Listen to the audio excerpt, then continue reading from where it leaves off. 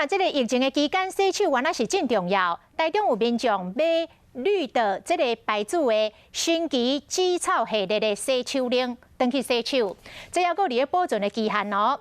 结果竟然是洗到这个手会来刺痛，送检验是惊死人哦。这个车菌数超过标准的1200倍，卫生局来抽验，嘛发现有2罐无合格，要求这个厂商爱全面落价回收甲处理掉，而且罚款着4万块。防疫这段时间，洗手真重要。倒一款新奇紫草类的洗手精，民众买2罐当去厝洗，无过期，不过2支手洗甲会生。送验阁发现细菌的数量超过1200倍。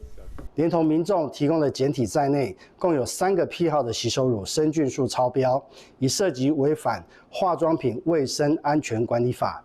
依规定，已请源头厂商所在地桃园市政府卫生局办理。卫生局接到投诉，去卖场买5罐同款的洗手精，有2罐细菌的数量拢超标70倍，含200倍。2020年有3批批号，那这3批批号我们判断的原因是瓶器受到染污以及保存不当这2个因素。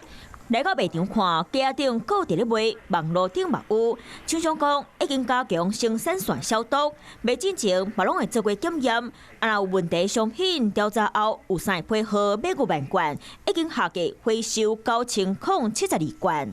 消费者有那个福利会受影响，对，权利。你觉得应该要公告吗？有超标就要公告啊。